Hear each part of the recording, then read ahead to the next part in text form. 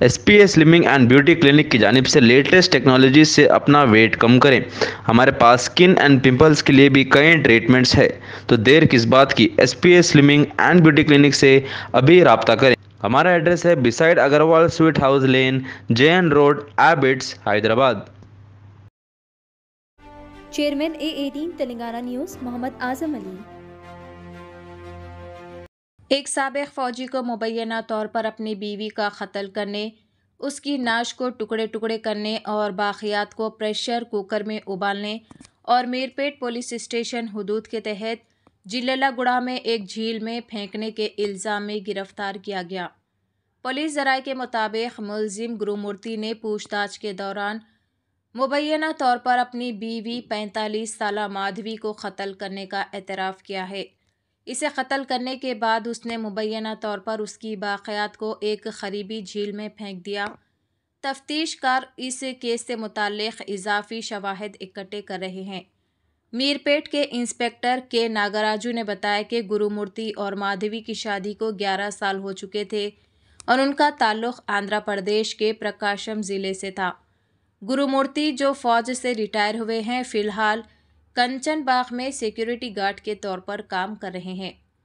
ये जोड़ा 5 साल से वेंकटेश्वर कॉलोनी जिल्लागुड़ा में रह रहा था। 18 जनवरी को माधवी की मां उप्पला सुब्बम्मा ने गुमशुदगी की शिकायत दर्ज कराई थी। उसने पुलिस को बताया कि उसकी बेटी का गुरुमूर्ति के साथ 16 जनवरी की सुबह 8 बजे के करीब मामूली बातों पर झगड़ा हुआ। झगड़े के बाद परेशान माधवी उसी दिन रात 12 बजे के करीब अपने घर से किसी को बताए बगैर चली गई और वापस नहीं आई। शिकायत में कहा गया कि अगरचे उनके रिश्तेदारों और पड़ोसियों ने माधवी की तलाश की, लेकिन वो नहीं मिली। इंस्पेक्टर नागराजू ने कहा, मामला ज़ेरे तफ्तीश है। తేదీ 18/1/2025 నాడు సుబ్బమ్మ భర్త పేరు వెంకటరమణ అనే మహిళ ఫిర్యాదురాలు పోలీస్ స్టేషన్కి వచ్చి ఫిర్యాదు ఇవ్వడం జరిగింది. ఆమెకి 3 కుమార్తెలు సంతానము. పెద్ద కుమార్తె అయిన మాధవిని సుమారు 13 సంవత్సరాల క్రితము గురుమూర్తి అనే వ్యక్తికిచ్చి మ్యారేజ్ చేయడం జరిగింది. వీళ్ళిద్దరిది కూడా ప్రకాశం డిస్టిక్.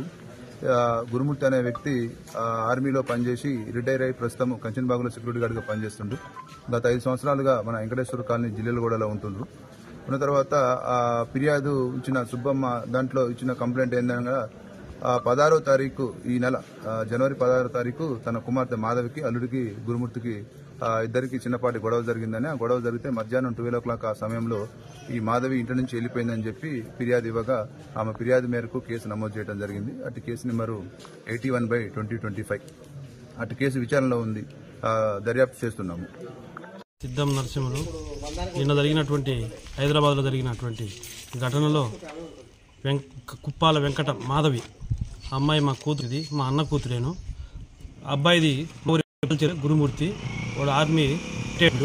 ప్రజెంట్ ఆర్మీలో ఉన్నప్పుడు మా అన్న పైప్ లైన్లో ఉండి డబ్బు సంపాదించి రూపాయి పోగు చేసి మా కూతురు బాగుంటే నేను అనుకుంటానని ఎంతో కష్టపడి అతనికి కట్నమిచ్చి పెళ్లి చేసిండు.